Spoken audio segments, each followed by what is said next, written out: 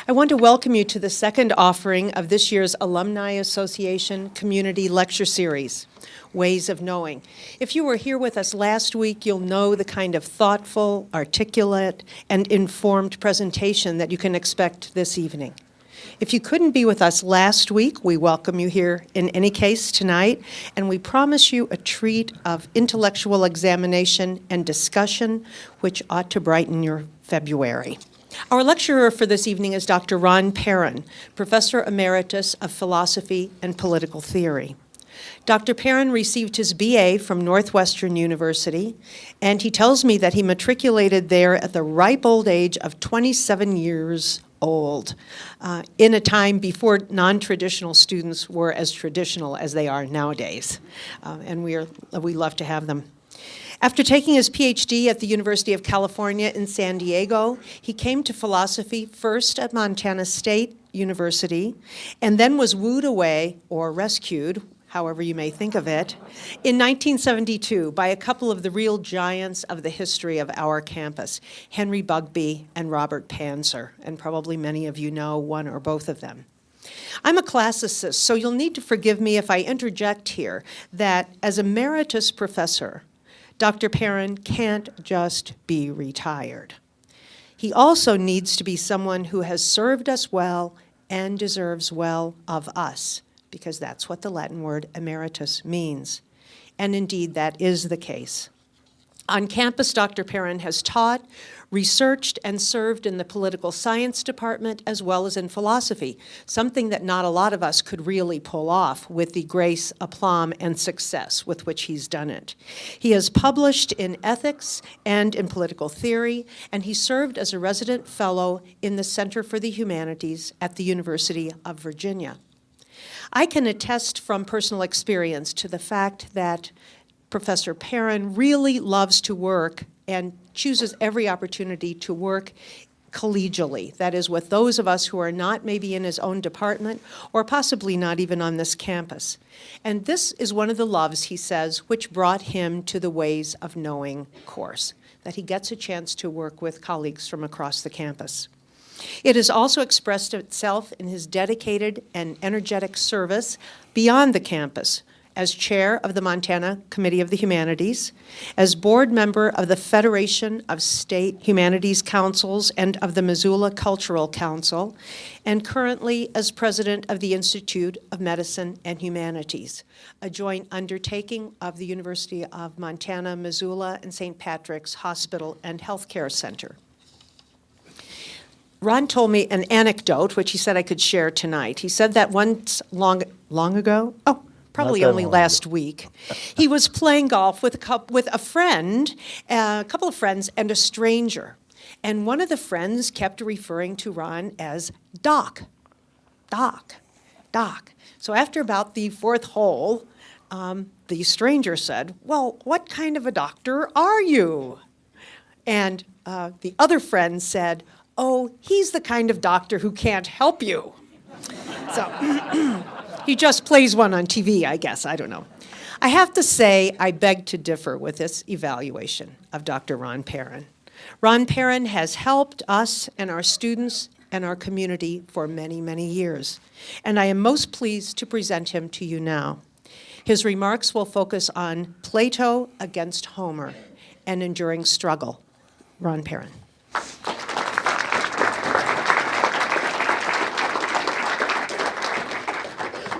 Thank you, Linda. That was delightful.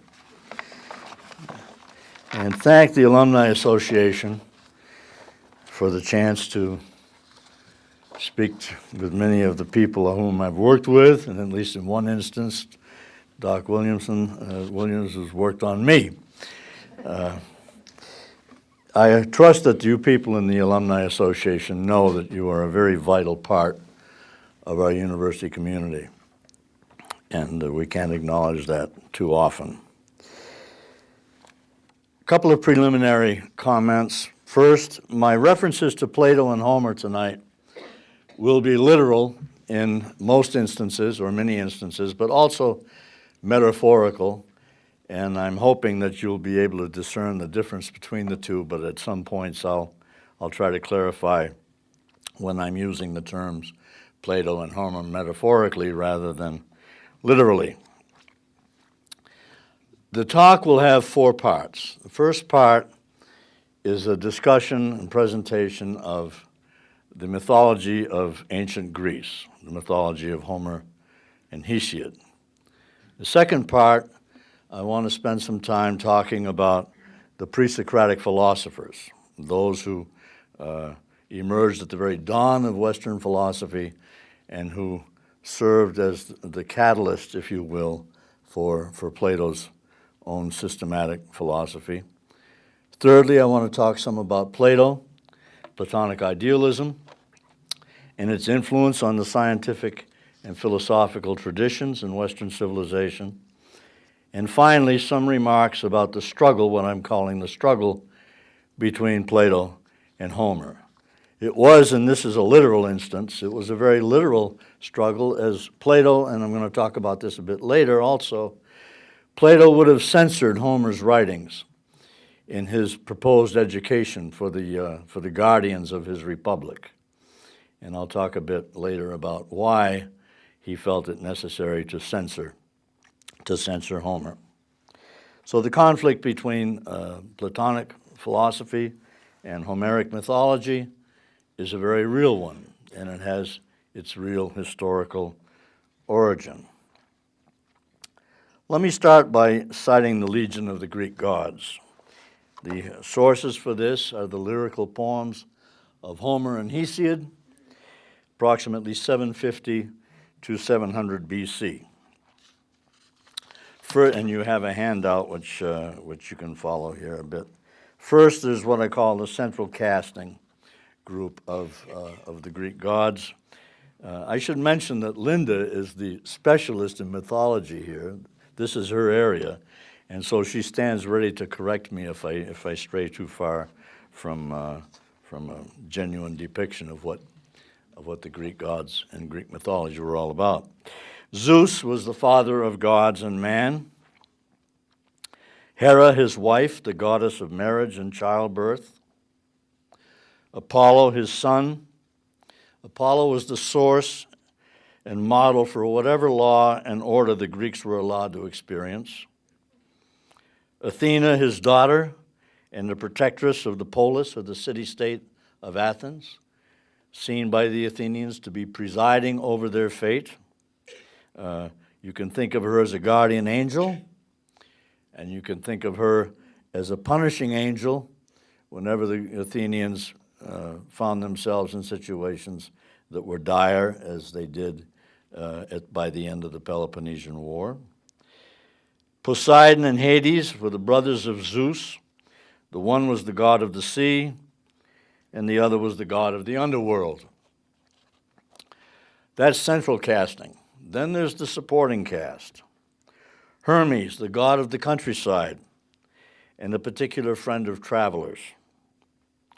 Artemis, who was seen as the protectress of wild animals and the patron goddess of hunters. The protectress of wild animals, at the same time, the patron goddess of hunters. What do we have here is a sense of a bond between the hunted and the hunter, something that I think members of the Native American community are very sensitive to and very aware of. Dionysius, the god of passion and unbridled freedom.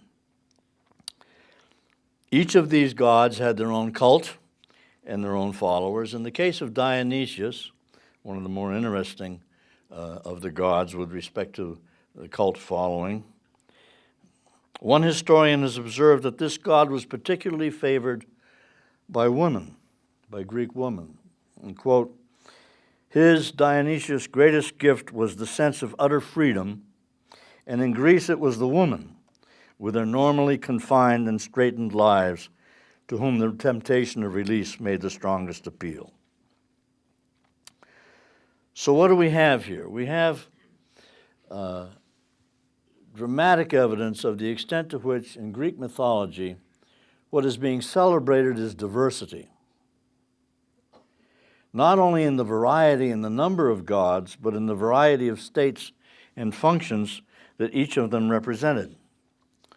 Poseidon was not only the god of the sea, but also of earthquakes and horses. Apollo was not only the god of law and order, but also of beauty, sanity, and moderation.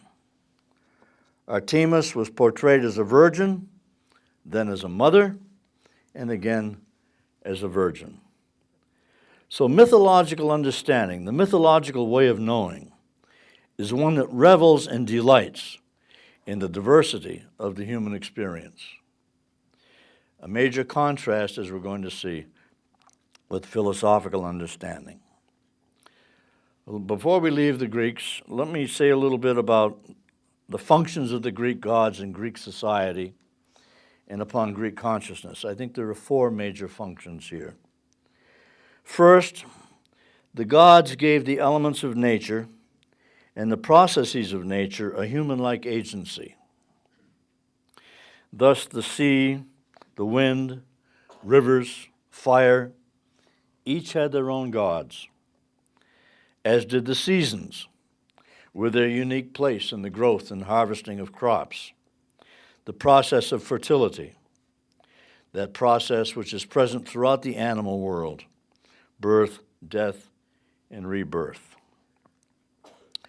Secondly, this spirited and personalized sense of nature offers an explanatory framework for some of the most obvious features of nature.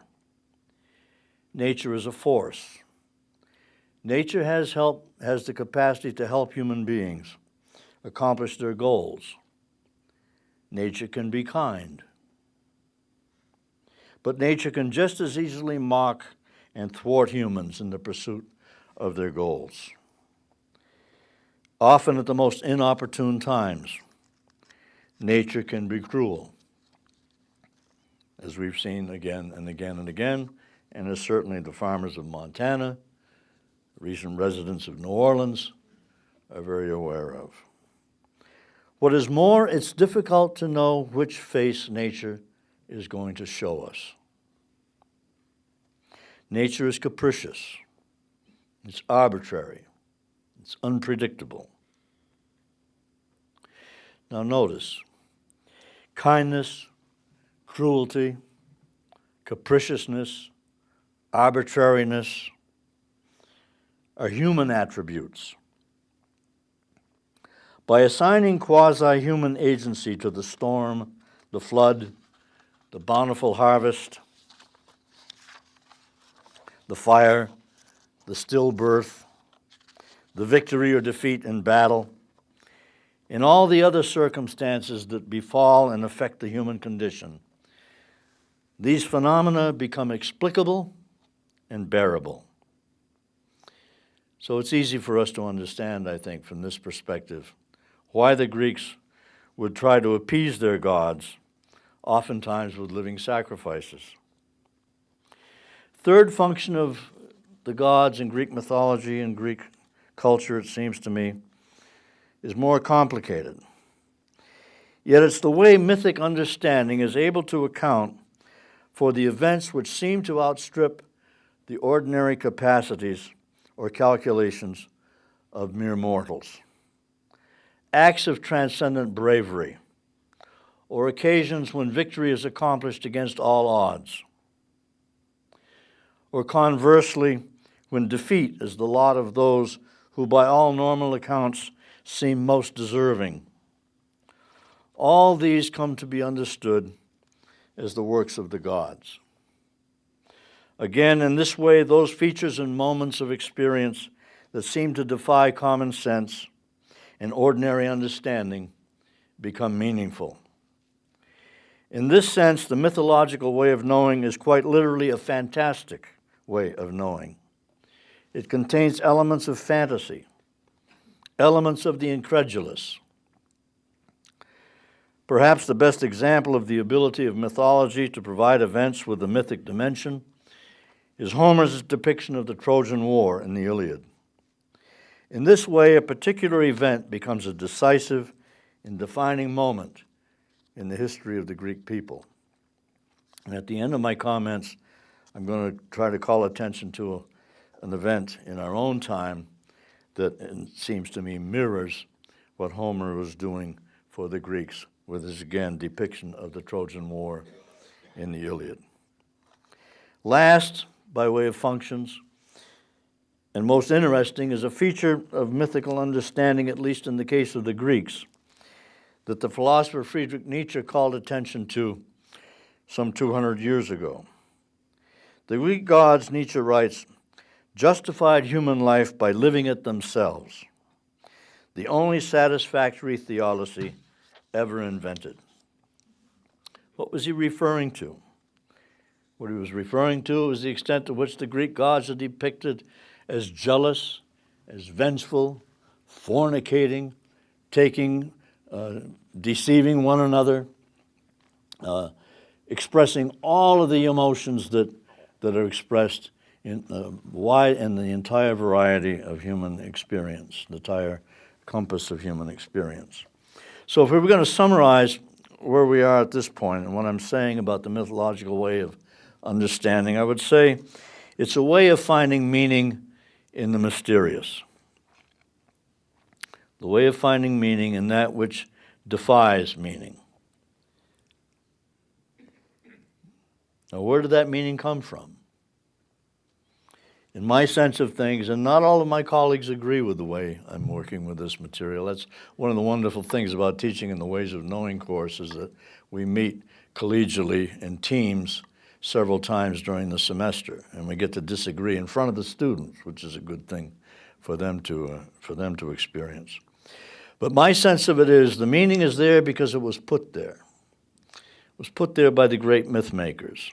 In the case of the Greeks, the myth makers would be Hesiod and Homer. In the case of the Old Testament, it's the Hebrew prophets. In the case of the New Testament, the apostles.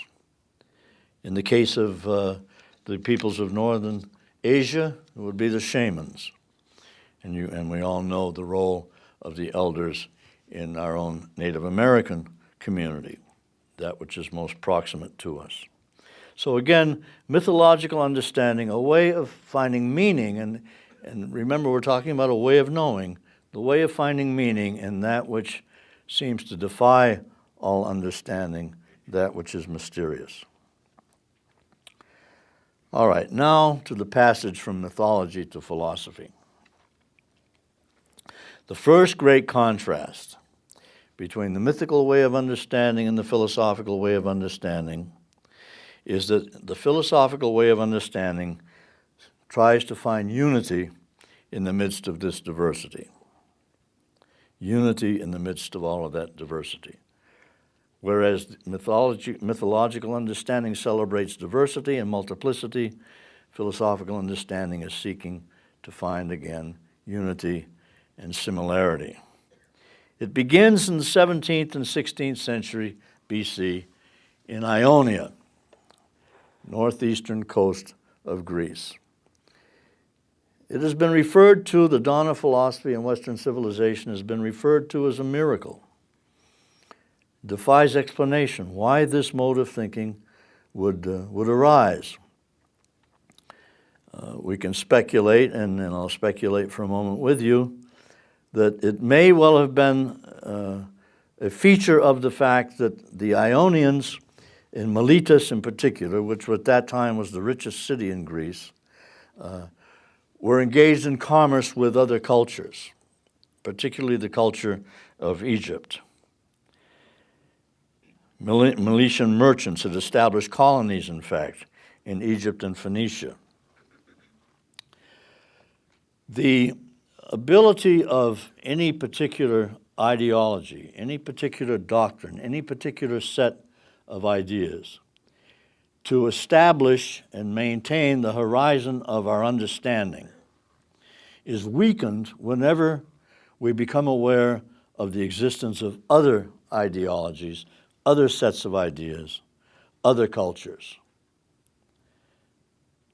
This is why perhaps the defenders of orthodoxy have problems with the university. Because in the university we make students aware, or we allow students to become aware of the existence of other ways of thinking. And of course this course, Ways of Knowing, is a classic example of the celebration of the different ways and the identification of different ways of understanding, different ways of knowing. So it may be the case that their very traffic with other cultures and other peoples opened up the possibility for these early thinkers to entertain a different way of knowing and begin establishing a different way of knowing. The first of these individuals on your list was Thales. Well, before I get to that, let me say a few more things about what they were doing in common, what they had in common. Despite the dazzling variety of experience and the objects of our experience, if we abstract from their particular qualities, we might be struck by the fact that everything we experience exists. They all possess, everything exists, possesses the quality of existence. And what these early philosophers were doing was becoming caught up in the effort to give a name to what that quality might be, that which might be common to all experience, to locate and identify the one substance or feature that was common to all reality. In philosophical terms, the single principle of being. They did so by carefully observing the world around them, recording their observations, and then in various acts of speculation, postulating what that substance might be. Aristotle would observe that Thales, and now we can get to Thales as the first of them, was the first person to have relied upon experience and evidence for his explanation, rather than just retelling the divine myths. Author, if you will, of a new and different way of knowing that will become foundational in Western thought. What we have here with respect to the relationship to nature, differentiating from the mythological way, is an attitude of detachment rather than engagement. We begin seeing the difference between these two ways of knowing. Nature is here depersonalized, held in an instance, distance, and described. Described not in terms of human qualities, arbitrariness, capriciousness, and so on, but qualities or properties that are unique to nature itself, and we'll be seeing some examples of that. With Thales, the quality, the common substance of everything, he said, was water. All that lives has moisture as its principle of life. And as one of you pointed out to me before we started, there's an anecdote associated with this. The anecdote has Thales walking around one evening, trying to reflect upon what the common substance of all existence might be, stumbled and fell into a well, and came out and said, "It's water." There are other anecdotes about Thales' life that are interesting.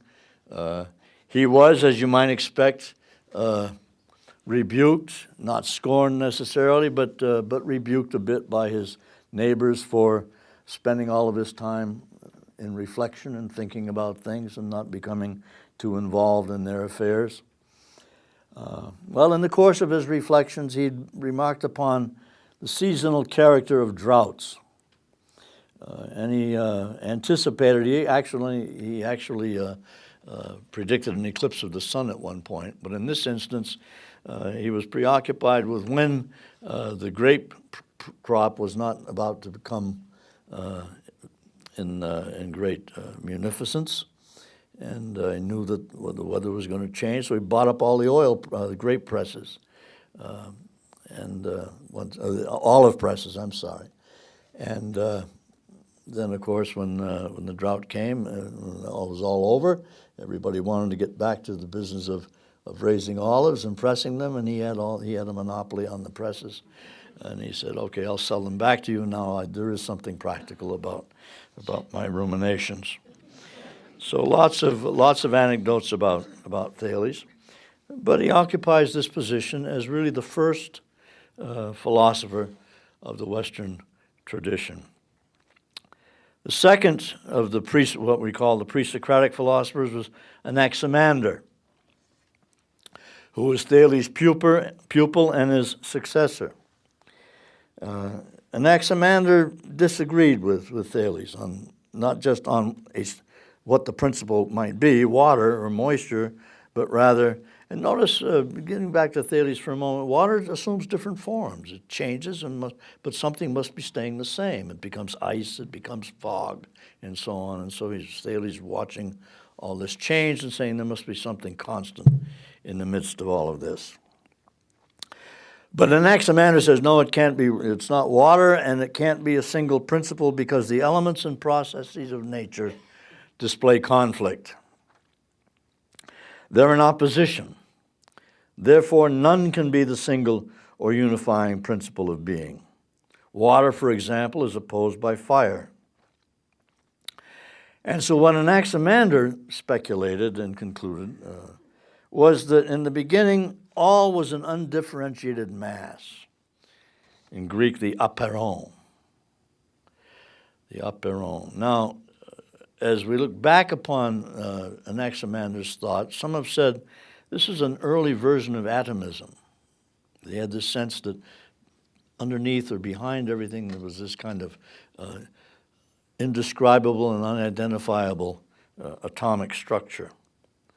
But whatever, that was his conclusion. Then Anaximenes, the pupil of Anaximander, said air is the common substance.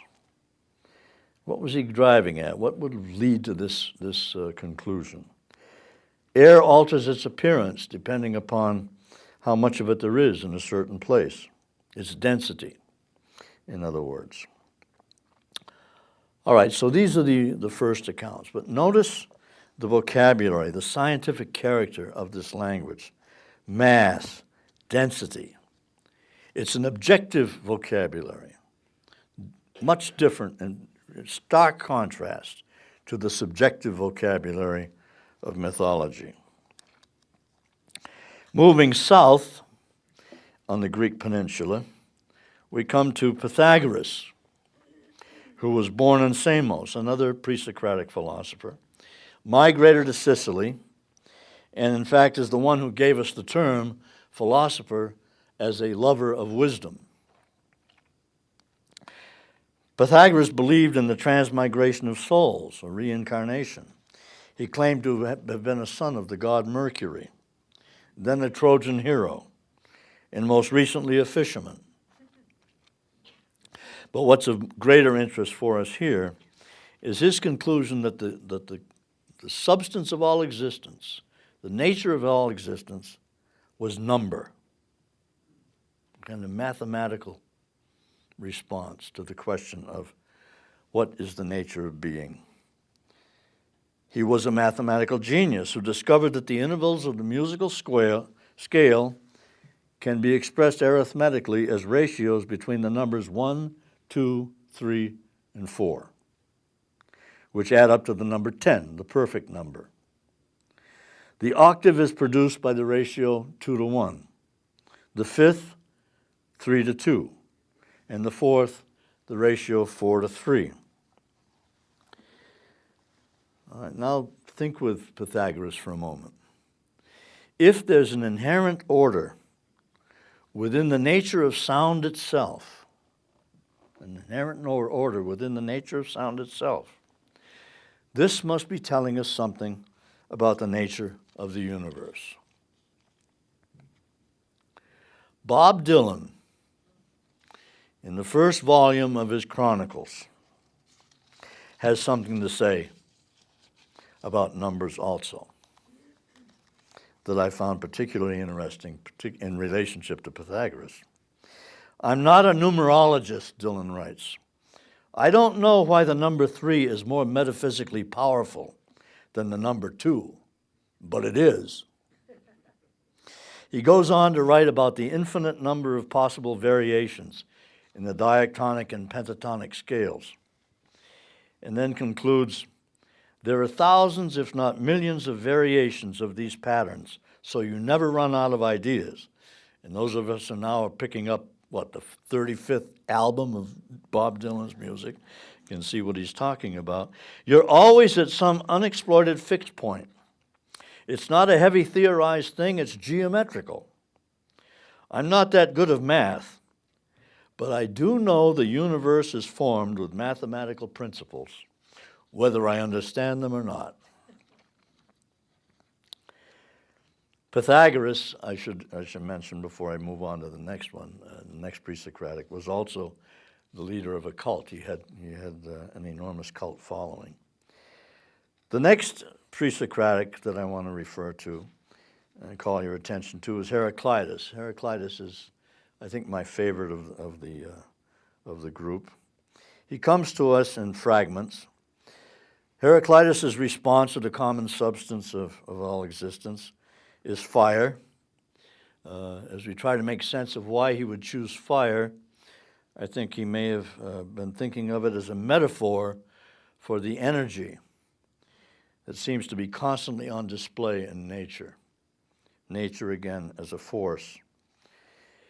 Nature displaying dynamism, flux, tension, change, and opposition.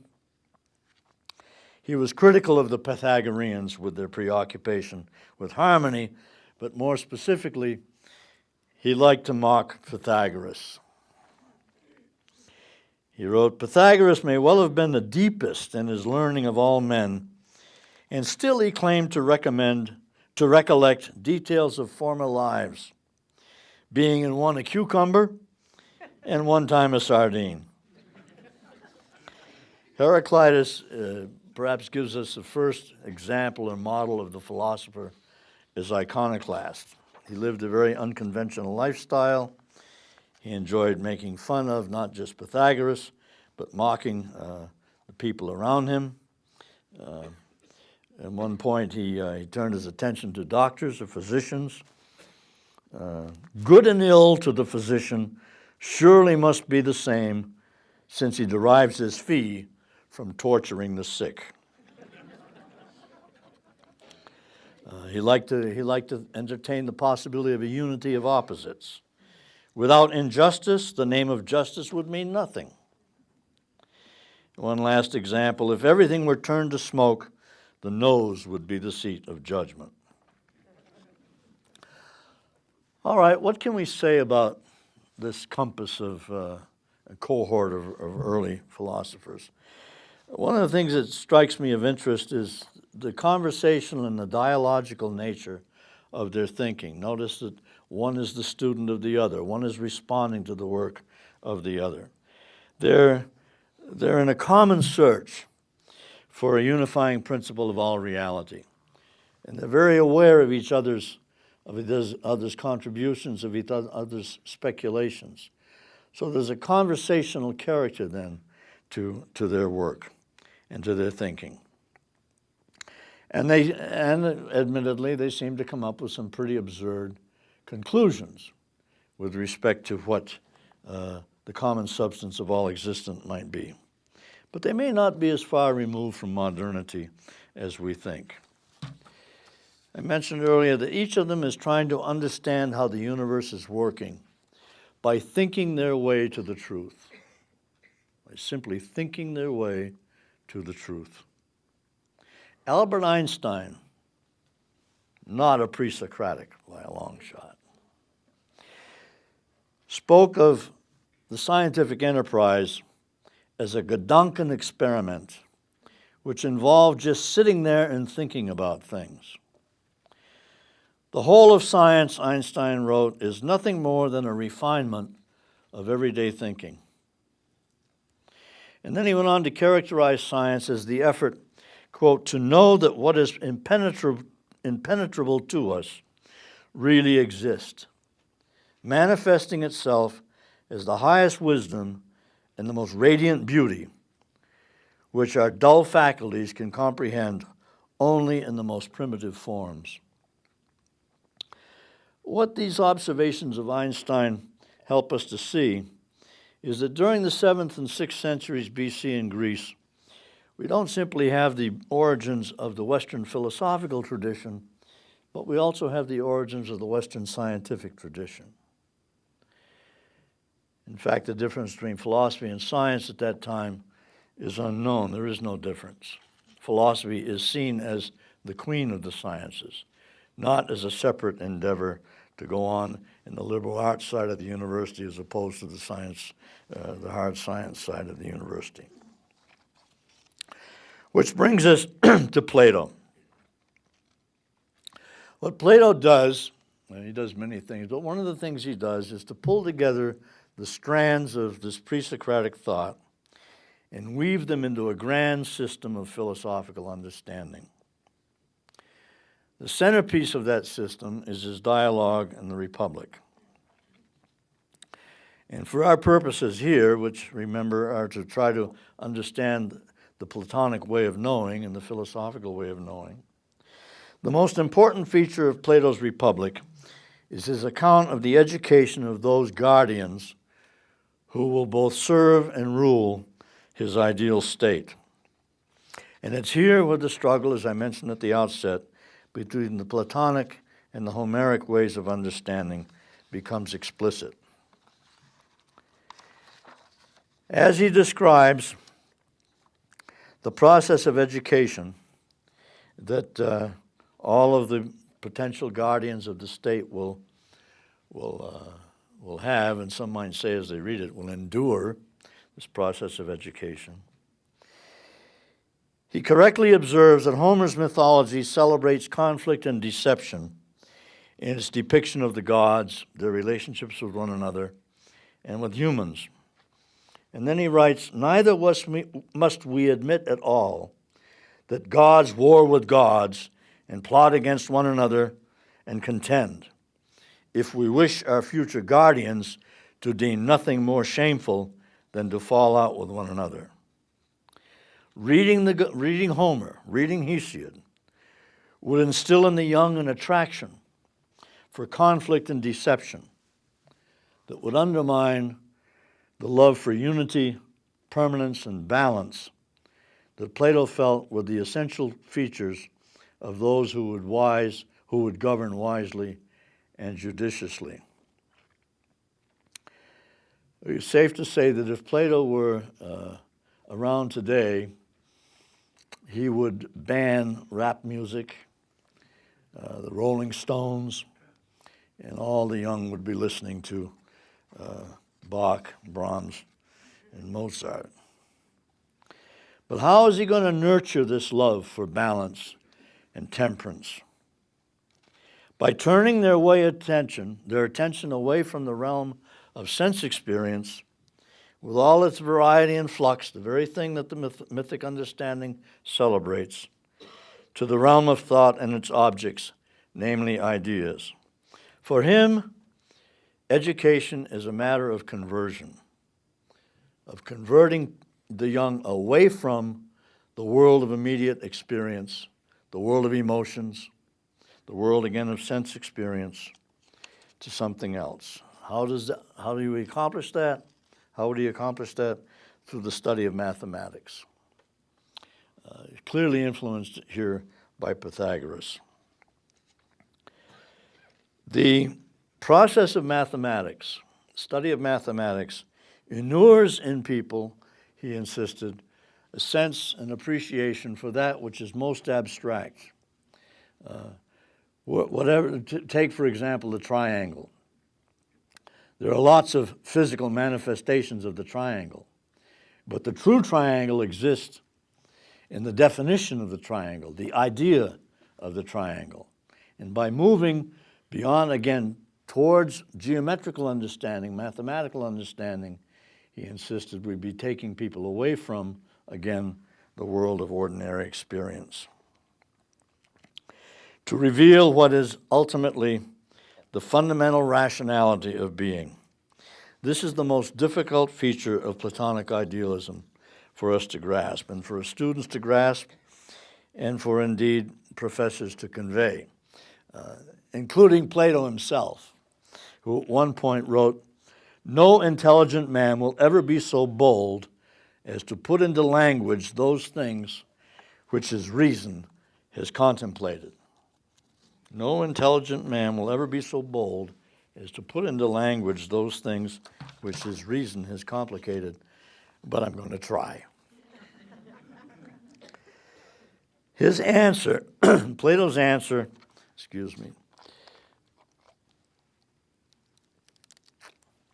to the pre-Socratic quest for the single principle of all existence is reason itself and the process of rationality. Reason itself and the process of rationality. In effect, what he's saying, to use Einstein's phrase, is we can penetrate the impenetrable and know that which was hitherto unknown because reality is knowledgeable, and that it is knowledgeable because it possesses the character of reason. How are we going to understand that? Well, sometimes I find that this works with my students. In order for a piece of land, farmland, to yield a crop, it must possess a particular quality, namely fertility. It must be fertile. And what it seems to me Plato is driving at here is that in order for us to know the nature of the universe, in order for us to understand anything, it must possess the policy, the character of rationality, just as that piece of land must possess and have the attribute or character of fertility. And he insists that this is not a subjective judgment, but rather it's a judgment about, again, the true nature of existence. That's Platonic idealism in its most extreme form. Again, this is his answer to the question that is beguiling the pre-Socratic philosophers. Another way to try to get at what he's after, it seems to me, is that he has a sense that reason reveals the law-like character of reality. The universe and nature display a law-like character, what later philosophers and scientists will come to call natural laws, and unless it behaved, the universe behaved, if you will, in this law-like fashion, it would be incomprehensible. And so the rational character then, again, of the universe and of nature must be present in order for us to come to an understanding of it. Now notice how different this is from that depiction of nature as capricious and arbitrary, unpredictable, and so on, which was a feature, again, of mythic understanding.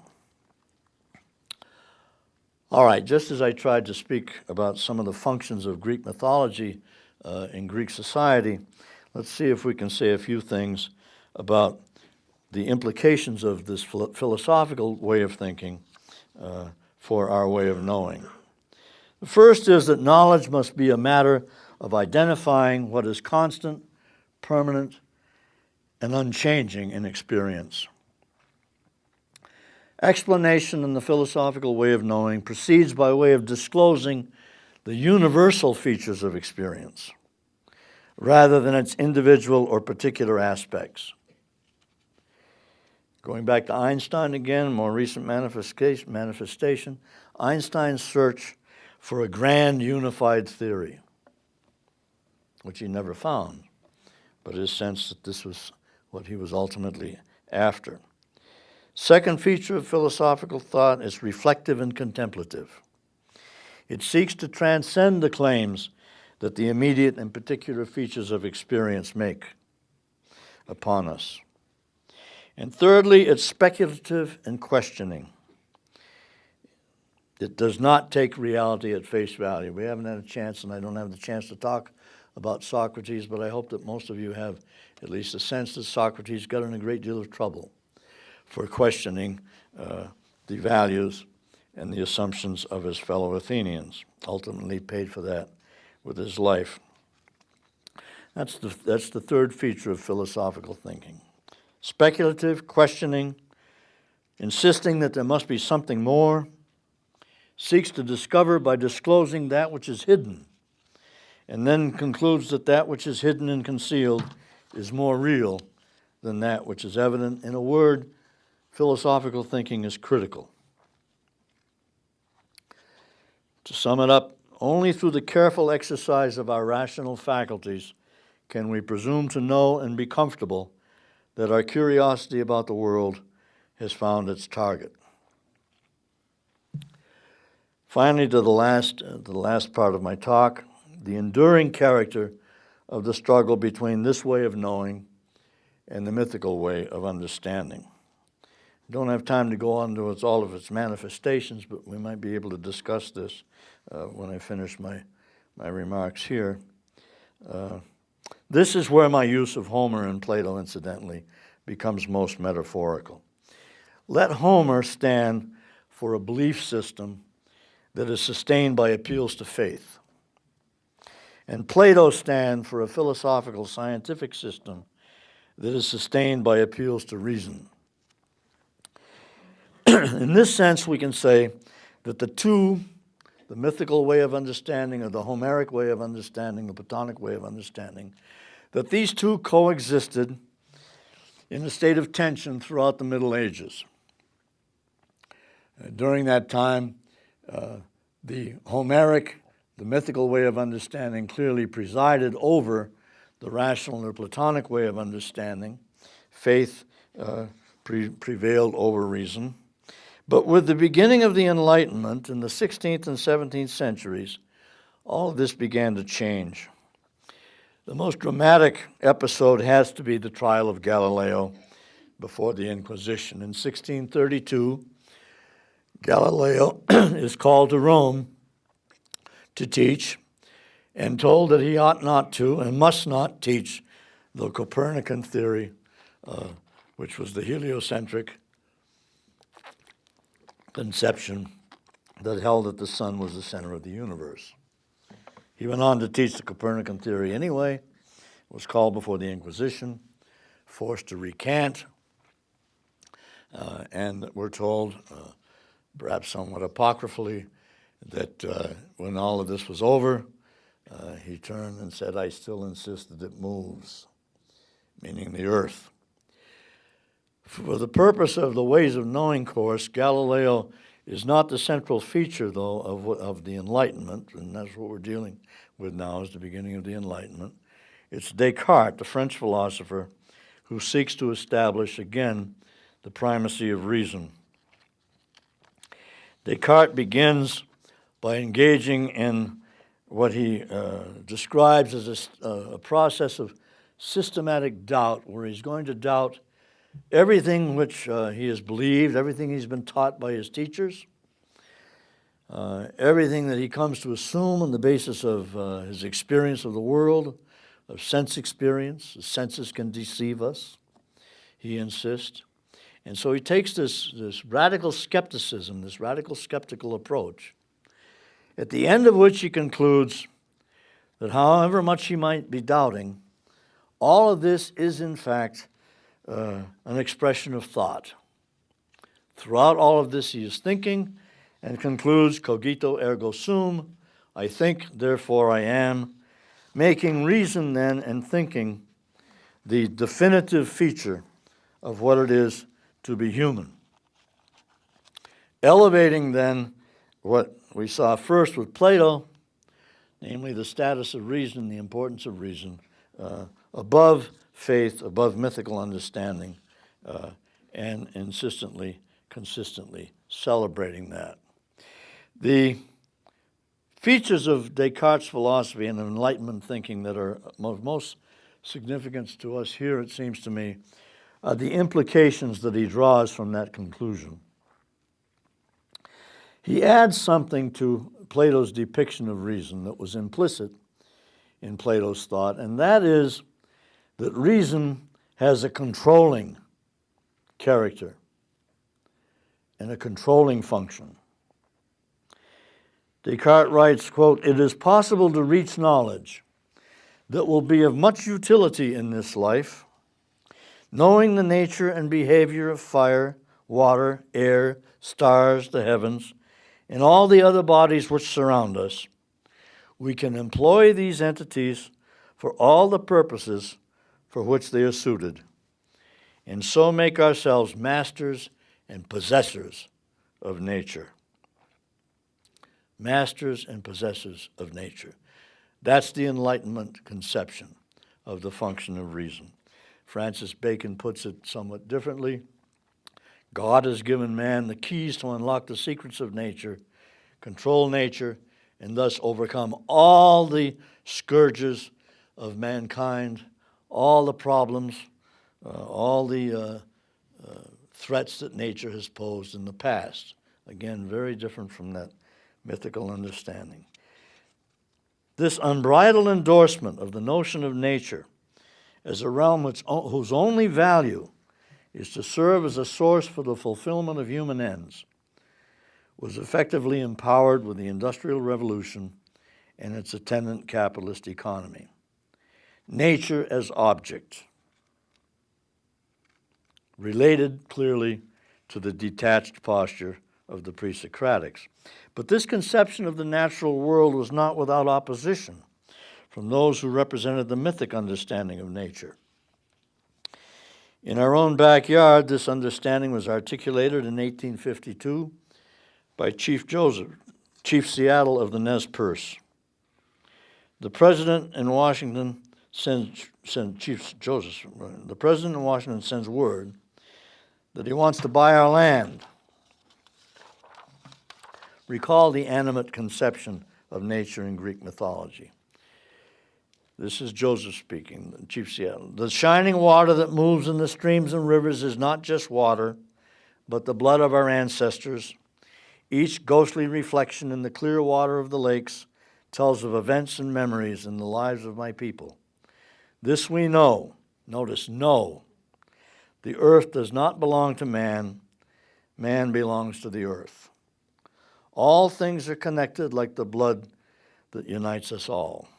Man does not weave the web of life. He is merely a strand in it. Whatever he does to the web, he does to himself." An echo, then, of that conception of nature, of that understanding of nature that we find in the Greek mythology, and again, stark contrast now to that scientific mastering conception of reason that was typical of the Enlightenment. Later in this series of lectures, Dan Spencer is going to talk about this in another context, and so I want you to keep that in mind. He'll be talking about the movement away towards a different conception of nature from the perspective of scientific development. And Paul Sproul is going to be talking a bit about the different ways of knowing, the religious way of knowing and the scientific way of knowing. So you'll have a chance to work with this a bit more. What I want to do is, as Linda said, I'm a professor of political theory. I want to try to give at least one illustration of an event, trying to understand an event, trying to understand something that involves incorporating both the mythical way of thinking, the Homeric way of thinking, the Platonic way of thinking. And it's our nation state. If we're to sit and study the American constitutional system, we do well to study the convention that gave us the Constitution in Independence Hall. The product of that convention was a Constitution that was a very rational document. It displays a real concern with balance, checks and balances, finely tuning the political system in the mind of people like Madison and Hamilton. They were political scientists of an extraordinary order, that they were founding a new way of thinking as well as a nation. And if you were to approach the study of the nation state, As a political scientist, as I was asked to do, as Linda pointed out, you'd do well to say that the origin of the nation was in the ratification of the Constitution, 1789. But wait a minute.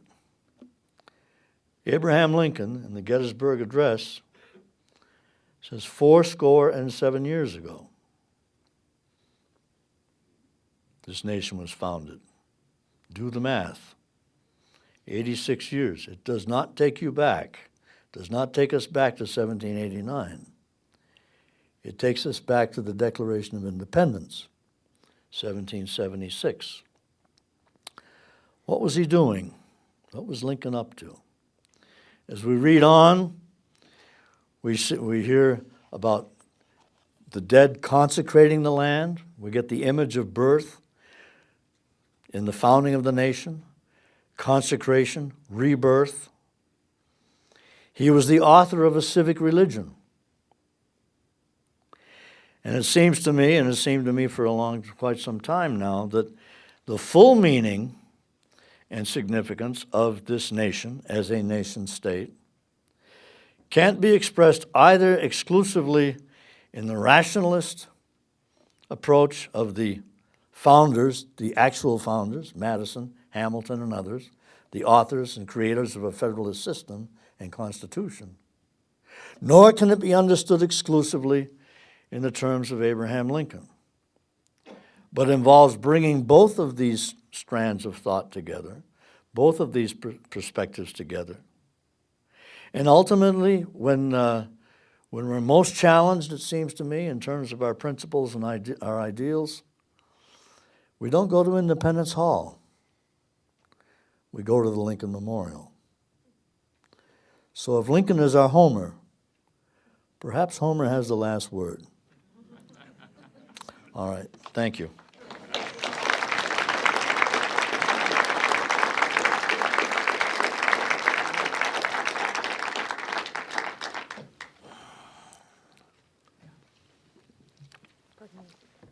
I need to tell people that we now have, this week, we have a mic that I can take off of this stand. So And if I'm you have a wired question- too, And so. he's wired. No, he's wired. So I will just carry the mic around to you, and we won't have to worry about repeating the question as much as we did last time. Okay, That go might be a ahead. little bit better. How would that be? So who has a question for Dr. Perrin? Or a comment? Do you have one? Great. The Thales lady. No, I just wanted to think if Plato were around today, do you think he would dismantle the internet like I sometimes think we ought to do? You have to tell me why you want to dismantle the internet, and then we'll get Plato's response. I don't think we're in that much of a rush, and I think it would eliminate a lot of bad stuff. Well, insofar as the internet is a vehicle that appeals to the emotions, to the instinctive, and perhaps not all of our best instincts, certainly he would banish the internet along with Homer. Who else has a question? Or he would turn it to his own. And then he would turn it to his own use, as was the case with his system of education.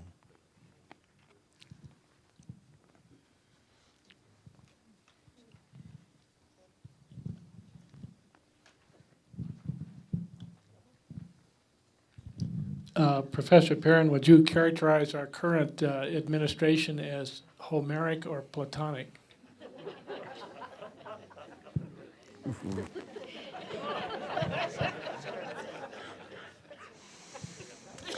Well, it has aspects of both.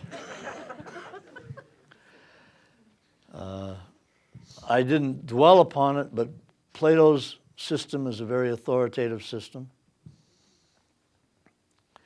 And to the extent that we have an authoritative administration, and I'll let you judge the extent to which that's the case or isn't the case, that would be Platonic. But it's certainly not all that enamored with reason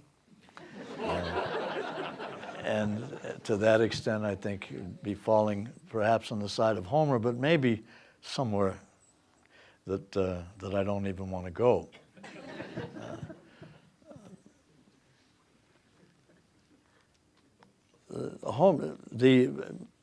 Should add this perhaps. Homer's mythology, it seems to me, and Linda, you correct me about anything I've said so far or what I'm about to say about mythology.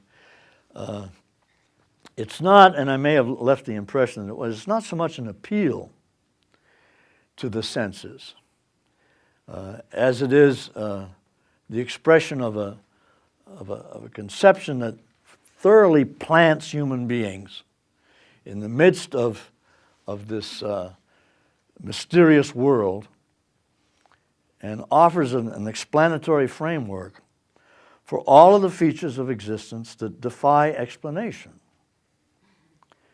And I mentioned just a few.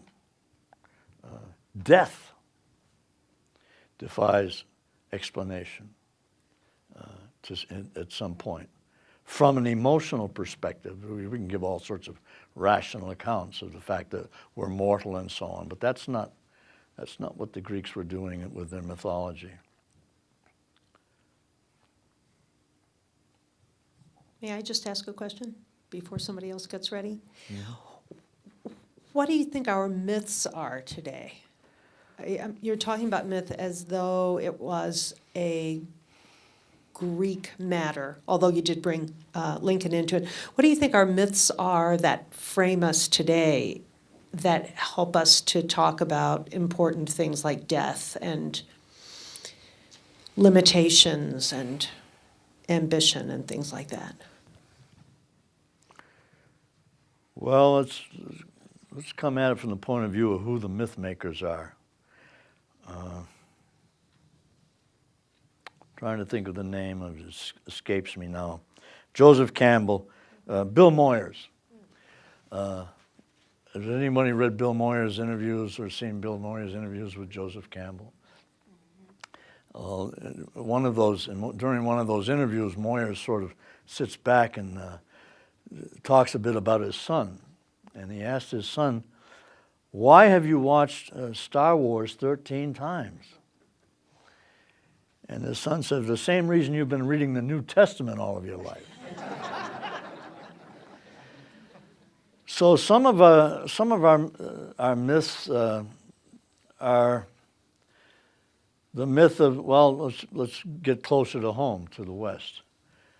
There's the myth of the stranger who comes into town, cleans things up, and then leaves. That's the theme of Shane in the Western. There's the myth of the rugged individual who can accomplish all that needs to be accomplished without the aid of government or any outside agencies. These are powerful stories.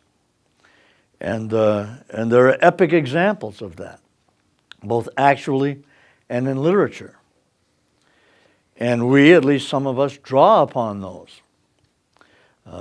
So that's one set of myths. There is, obviously, the one I favor is the myth that has to do with our origins. The myth of Abraham Lincoln. And it was a myth. Factually, the founding of this country occurred with the ratification of the Constitution. There's no question about it.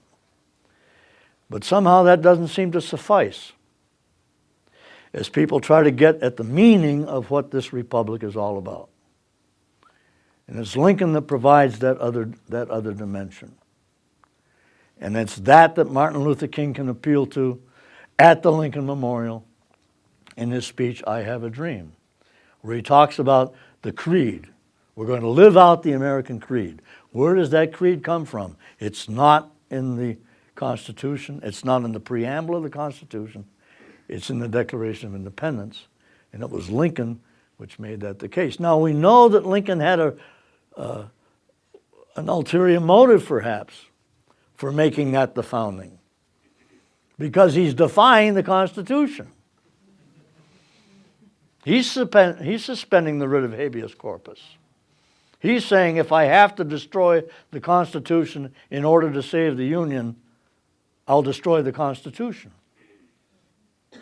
So what is he going to replace it with? Another story of the founding, the story of the Declaration of Independence. And that's how the Gettysburg Address begins. But that then works its way into our understanding of what this republic is all about. So those are a couple of the myths that we're most familiar with, perhaps. The myth of the individual who takes the law in his own hands. It's Taxi Driver, the film Taxi, or Taxi Driver. What was the name of that film?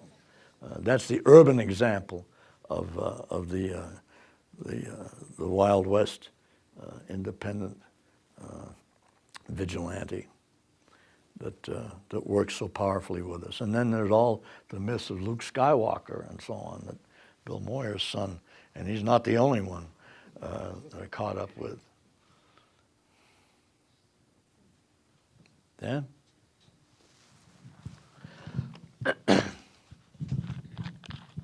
Ron, I've heard you give this version or some version of this lecture many times, and what's marvelous for me about it is I always learn new things. It's really exciting. And I had the very good fortune, the first time I taught Ways of Knowing, we're always paired with another professor, and I was paired with Ron, and we just had a great time on that. I want to follow up on where you ended up there and pose a question again about whether we need both the mythological and the philosophical here. And I want to put forth a thought that myths are really the stories that convey the most secret meanings or values of a society. And what philosophy contributes is really the critical examination of those values and those meanings to see whether they're coherent or they're being lived out or so forth. And so oftentimes what we find out in social conflicts are people on opposing side are appealing to the same mythological origins or stories, but to different aspects of it. So if you look at what President Bush is doing in terms of the themes that he's evoking in terms of freedom and democracy and so forth in the Iraq War, and then those who are opposing are also appealing to the same other parts of the American story, means opposing it. And what political scientists do or philosophers do is to try to examine carefully on that. My own training is in theology, and I think good theologians are really literate in the sacred stories of a culture, whether it's in scripture or oral traditions. But then they also try to bring the critical tools of philosophy and other things to examine them carefully. And then what you need are both of them.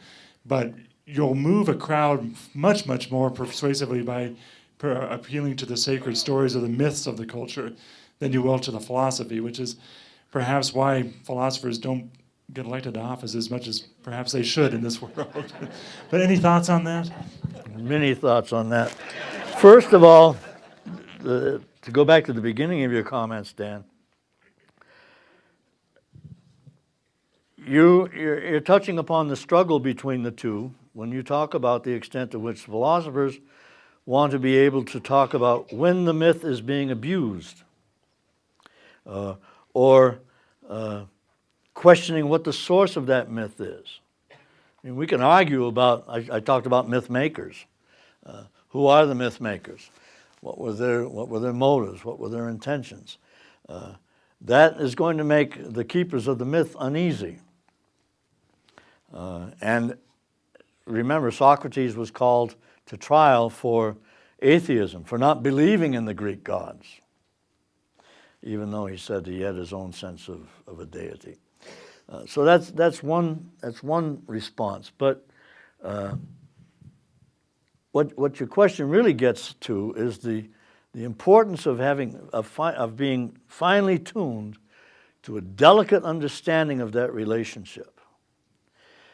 Going back to Joseph Campbell, Moyers asked Campbell at one point, what do you make, as though he's anticipating radical Islam, what do you make of these myths? He's talking about the Middle East, in fact, to Campbell. These people, the Palestinians have their myth, the Israelis have their myth, and they're in conflict with one another. They're at war with one another. And Campbell steps back, almost speaking as the philosopher now, and says the problem with those myths is that they're exclusive. They are maintained at the expense of other stories. They don't recognize the stories of others. And so they come into conflict with one another. And then he goes on to say, and again, speaking more, it seems to me, as a philosopher, and with a clear sense that myths are created, we need a myth for this global planet. And that's how he ends the discussion with Moyers.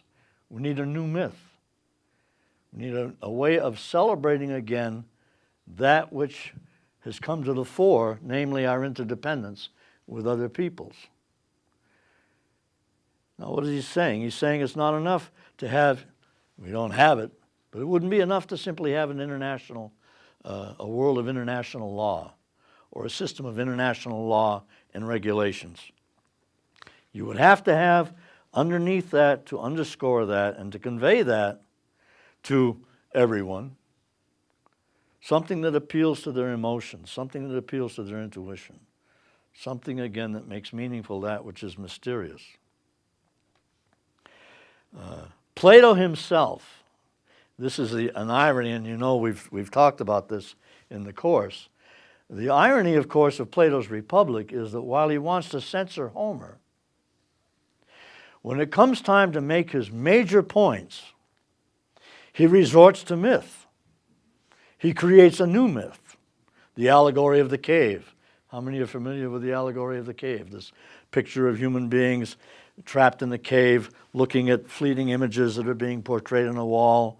One individual manages to free himself, emerges finally into the light of day, sees reality as it really is, understands the sun, or the good, as Plato describes it, to be the source of all reality, goes back into the cave, tells others what he's seen. They look at him bumbling around in the dark, call him a fool. He persists in telling them that this is not reality. I've seen reality. What do? Finally, they kill him. All right, that's Plato's mythic depiction of the fate of Socrates, of the relationship between the world of sense experience, the world of ideas. But notice he resorts to myth. So Plato himself acknowledges at some point that reason in and of itself is not enough to convey the full significance of that which we're trying to understand, of that which we're trying to make meaningful. But they have to be certain kinds of myths. I enjoyed your talk very much. Does there appear, presuming that, there's a constant search for humans like Einstein was looking for the common denominator in physics, for the ultimate myth. I mean, there's that search and hunger and philosophy trying to give us guidelines along the way. Do you see a progression in the myths as over the last centuries, and do you have any idea why there is this seeming direction and the point that we're all hungering for and looking for? I'd like you to comment on this. I don't know that there's probably a regression in terms of the development of myth, and I come at it from the perspective of what philosophy is up to these days. Philosophy is in a constant process today of deconstructing the world and deconstructing systems of thought, including the systems of thought of traditional philosophy, the philosophies of Descartes and Locke and Hume and so on. The problem is there's no construction going on after the deconstruction. There's no reconstruction. And to that extent, it seems to me, there's a regression in terms of our ability to understand and our ability to find meaning in life, to make sense of things. This may be a rather elderly fellow talking at this point, but it seems to me there's a lot of despair about what can be made meaningful. And that may be because we're still holding in the back of our minds, this sense that true meaning and true significance is that which is conveyed in the scientific mode. And we're not open to, again, other ways of understanding to the extent that we should be. And this is something that we try, I think, to get at in the Ways of Knowing course. We talk about the poetic understanding. Bob Pack takes the lead in that part of the course. And we spend a lot of time with Robert Frost and others, artistic ways of knowing, and so on. So we're trying to move in that direction, but it's not that popular. It's not that common. So I'm a bit pessimistic about where we are. And there is, one also has to say, at least I have to say, that there's an incredible abuse of, somebody mentioned the appeal to freedom and so on, and that we're finding now underscoring American foreign policy. The abuse of these values, the rhetorical use of them, empty of any practical dimension, of any substance, makes me pessimistic. May I ask another question? Ron, it's me over here. Can rationality be a myth also? I mean, can the power of reason be a myth? I've heard, for instance, that one thing which drove Descartes to talk about thinking and rationality so much was the irrationality that he saw around him with religious wars and that kind of thing. He sort of took refuge in rationality. Can rationality be a myth? Yes, and I think that's what that's one of the things that the deconstructionists in philosophy, looking back at other systems of philosophy, are sensitive to. The extent to which this notion of reason as definitive of what it is to be human and so on is itself a myth. The difference is, and I think this is important, is that the audience to that myth,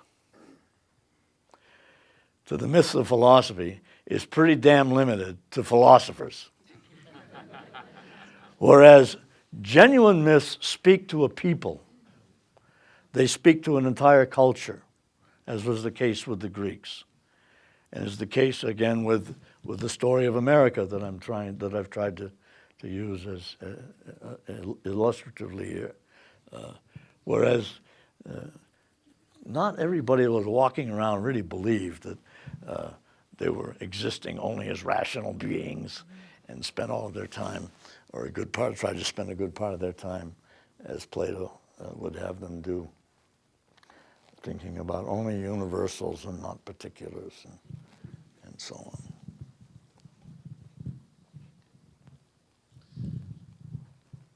There's a good deal of discussion, I think, in current years about science as the rational thing and religion as the mythic thing. Do you have any comments about the conflict or the melding of these two areas? When they can come together?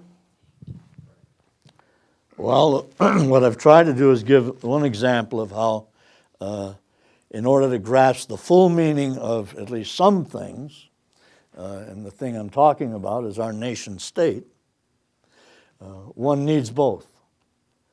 That neither in and of itself is adequate to convey the full meaning of what we're trying to understand. There remains that underlying tension, though, and that underlying struggle between the two perspectives that I think Dan was touching on at the beginning of his comments. So an ultimate synthesis of the two, I don't think so. I think it's important to see that there is a distinction, that these are different ways of knowing,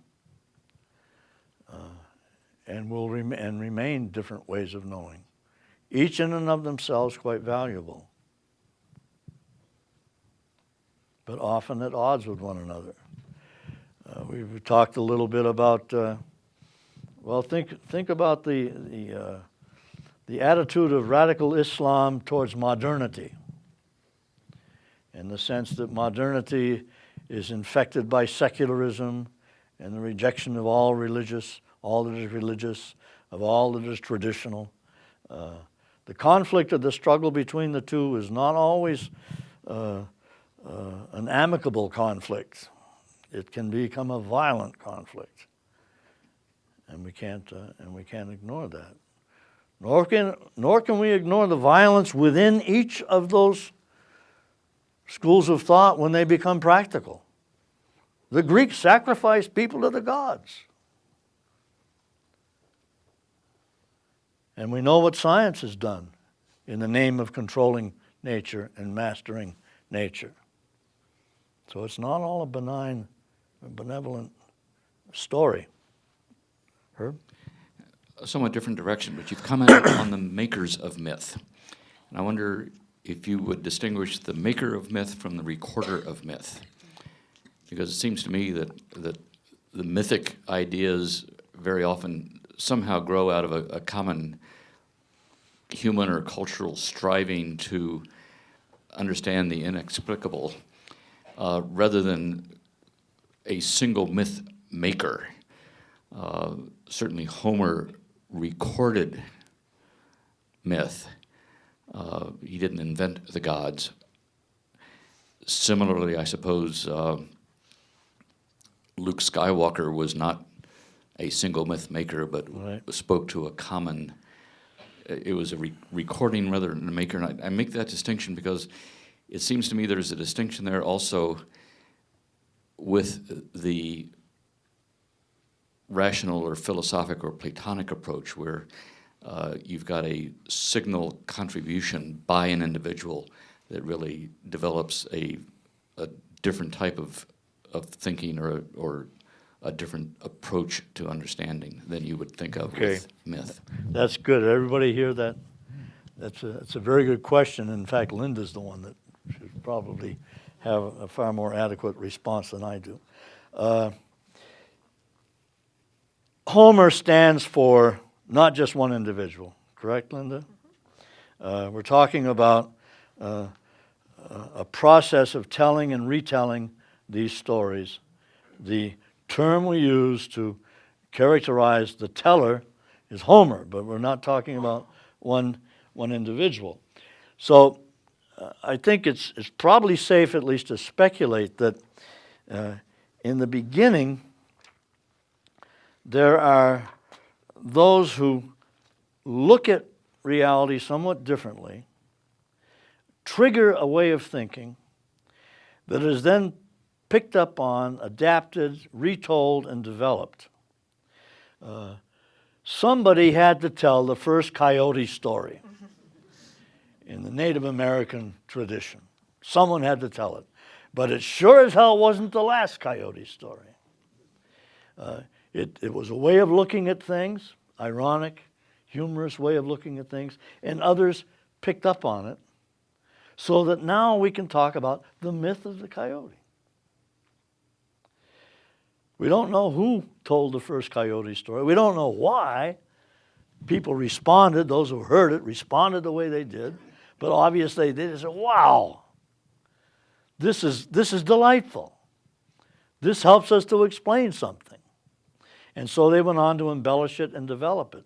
And Joseph Campbell is saying that we need someone to come along and tell us a story about what it is in a way that hasn't been told effectively yet, about what it is about being part of the human family in a way that is more significant than being part of a particular tribe, culture, member of a particular religion, and so on. Otherwise, we're going to tear ourselves apart. But he doesn't tell us who that's going to be. He doesn't tell us what that story is going to look like. But he's saying it's very important to give meaning to something which is in fact occurring, namely globalization. And he uses the term globalization. You wouldn't expect Joseph Campbell to be using that kind of language, but he picks up on that term. May I just say So one I don't know if that's adequate. Linda, you help me. Well, just, no, you don't need help. But when I talk to my mythology class, I have these 200 students every spring, and we have to define our terms. And so we talk about myth, just for purposes of that class, as being communal in origin, a story, and it helps a society in which it arose understand or at least consider important questions, even not answer them. And I think that's the way you've been talking about it all the way along tonight. And it seems to me that what Campbell is saying is we need such a story, but I don't think it would catch on unless it really felt communal. I think somebody couldn't just make up the story tomorrow and say, here's our new myth. Yep. Because we won't buy it unless it somehow right. seems right to us. And Moyer just had a great article in either Atlantic or Harper called A New Story for America, but it's really the old story. And he was talking about the transcendentalist and how the American transcendentalist had a quite different myth from this, Right. individual, autonomous, Yep. controlling, that kind of thing. And that he thinks we need to go back to that kind of myth. But, it won't catch on unless it seems authentic to us, I don't think. And authentic to those who are hearing it. Right. Think, for example, about what George Bush was doing when he talked about remaking the Middle East as a democracy. And that would only be the beginning of a process in which everyone would become, all of these nations, all of these cultures would subscribe to democratic values, self-government, and so on. Now, that's an appeal to a myth that's universal, or the attempt, perhaps, give him his due to express a kind of universal myth, but it didn't work.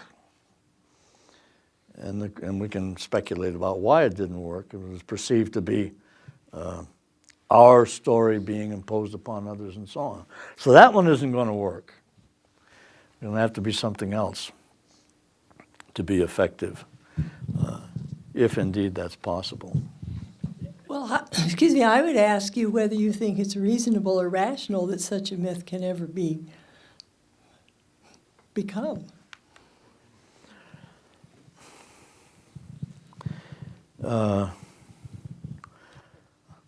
I'll promote Barack Obama's book, The Audacity of Hope.